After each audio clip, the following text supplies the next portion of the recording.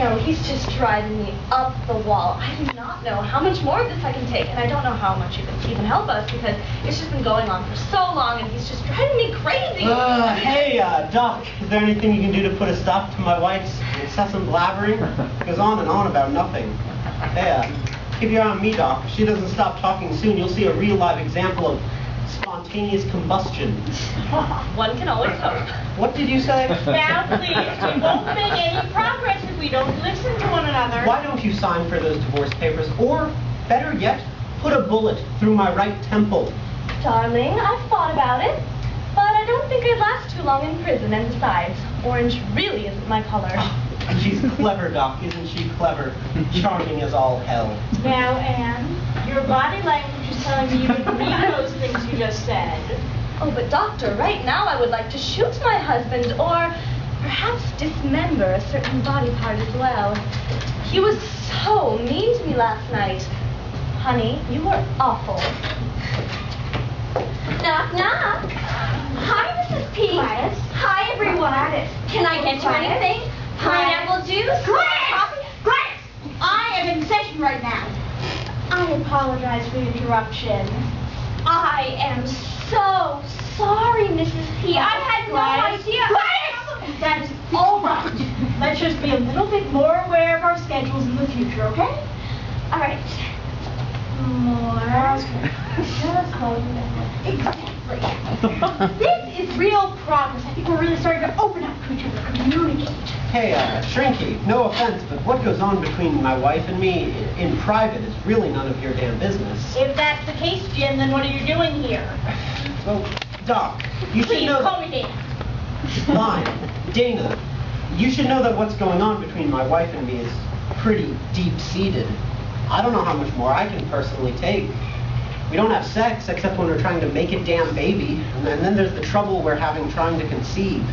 It's really adding a whole new level of tension to the relationship. I've honestly given up. I don't know how Anne feels because we don't really talk anymore. You're kind of our last hope. Jim, that's private.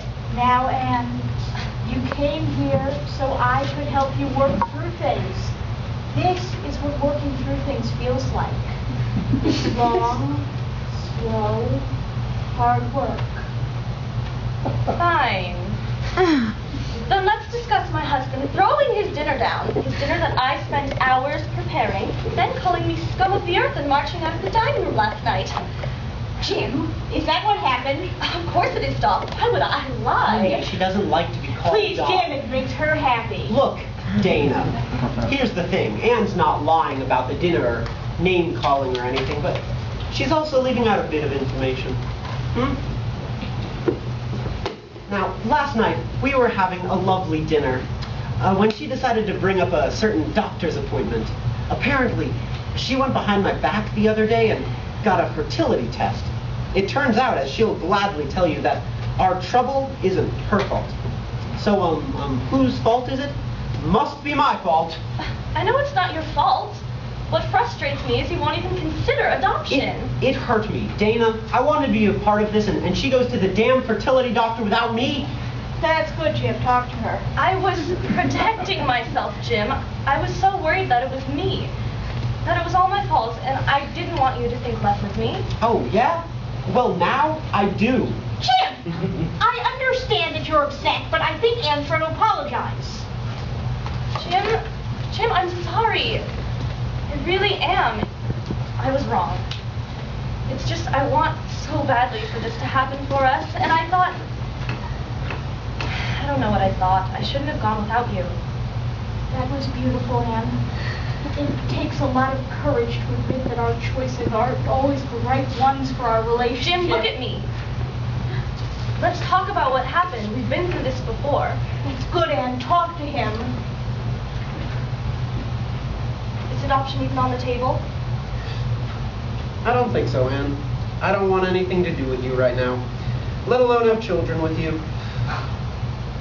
That's really how you feel, Jim. You don't see this going anywhere. Not today, I don't. Sometimes I hate you. Very good, Anne. What was that for? Jim! Anne! Stop at this instant! No, Jim, I am trying to make this work, but you insist on playing the victim. Very good, Anne. You think you're so goddamn fantastic to play that card after all. What the hell's the matter with you? I thought we were even. It's just great. We're facing our issues head on. Really coming to terms with this sham of a marriage and discovering the underlying... How can I expect you to raise our children when you're a child? Excellent, Anne. You're just at the point I want you to be at. Now sit down and we will discuss our emotional disturbance and get to the root of what...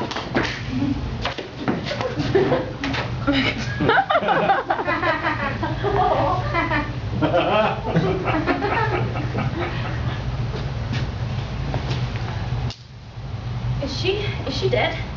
No, Anne, she's not dead.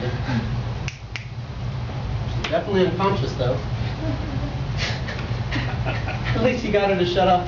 Not funny. Jesus, Jim, what should we do? We should call someone. I think we should wait it out. Wait it out? Wait what out? I hit her in the head with a compact mirror. Where's your phone? Anne, let's just wait. She'll wake up soon. What is the matter with you? We need to call a doctor. I just think it might sound suspicious. I mean, this is absurd, Anne. Although not surprising that you would pull something like this off. Right, excuse me. It's my fault. It's always my fault. I'm not the one walking around with a compact mirror. Yeah, well, if you hadn't provoked me in the first place, we wouldn't be here. All right, fine. It doesn't matter whose fault it is. We need to figure out what to do. I know what to do. All right, Anne, all right. Let's call the damn emergency line, but you're going to explain the situation. We don't need to explain anything, Jim. We can simply say she fainted or started seizing and passed out. You're so imaginative. You'd make a great mother. Could teach our kids all about the art of deception. Don't bully me about parenthood, Jim George Harper. I'm not the one who can't commit to this. Oh, I want kids, Anne. I really do. Just not with you. Jim, I just put myself out on the line for you, and when push comes to shove, I don't think you do the same for me. Oh, really, Anne? And when have you put yourself out there for me? You couldn't even invite me to your doctor's appointment. How can I trust that you'll be honest in this relationship? I've been honest in this relationship. I made a mistake, and I'm sorry, but you can't continue to punish me. We'll see. Thank you.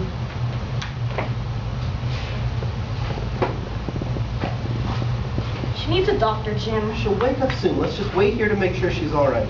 We have no idea when that's going to happen, and I don't know how much more time I can spend with you. Oh, real nice, Anne. We could just leave her here. Then, once we've made a clean break, we can make an anonymous phone call to 911. I feel like a jerk just leaving her here. You are a jerk. You know, I'd feel like a jerk, too, if something happened to her while we were standing around talking about what to do instead of getting a doctor. How high up are we? What are you thinking? How high up are we, Anne? Don't shout at me! We're on the 12th floor. We could bring her down with us, put her in the car and drive her to the hospital. And then what, just leave her there, like in front of the emergency entrance? That's almost It's as bad. something. What kind of fucked up plan is that? How are we gonna get her down the stairs? Are you gonna Shut carry the her fuck up for 5 seconds. Let me Don't talk to think. me like that! You know, I could just go. I'm only here to help you out. It's your DNA all over that compact mirror, Okay. not mine. Hey, fine, I get it. I get it. But don't you think that if something happened to her while we were, you know, away, wouldn't she, like, press charges if she woke up? I mean, I guess that's a risk we take, but I'm thinking that thing hit her pretty hard. She may not remember what happened before she went down, and even if she does, there's no one here to testify against us, well, except us, so I'm thinking if we own up to this, we may be in deeper water than if we just get her to a hospital and forget the whole thing ever happened. You might be right, Jim. Yeah, you think so? I mean, I see what you're saying. This may be our safest bet. She could press charges or worse. I could be charged with attempted manslaughter. Did you really mean what you said before? What did I say before? You said you were sticking around to help me out. You meant that? If I said it, I meant it. So you're really just trying to protect me. It would technically be my fault if something were to come up, and you're not going to let that happen. No, Anne, I'm not going to let that happen. I couldn't live with myself if anything like that happened to you. So you care about us after all? I wouldn't be here if I didn't. We fight, you drive me crazy, but but I love you. I love you too, Jim. All right, let's get her up. We can put her in the car and then. Hi! Coffee? Hi, great, thank you. Shit, what do we do about the receptionist? Oh, I can distract her. I can chat her up about how cute her outfit looks while you get her out the door. I mean, if that works for you. No, that's a great idea, and then if she notices I'm walking out with the doc, just make something up, like say we're going out for ice cream or something. That's a great idea, Jim. You're so resourceful. Think so? You'd make a great father. God, you look beautiful right now. I do? You've never looked lovelier. Jim, I love you. Let's make a baby.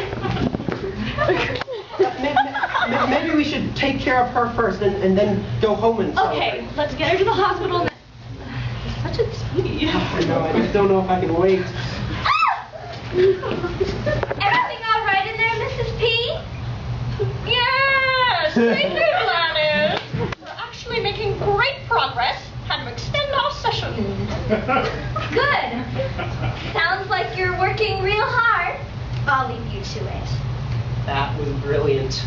Oh, Jim, I love you more than there are stars in the sky. And I love you to the moon and back. Oh, hi!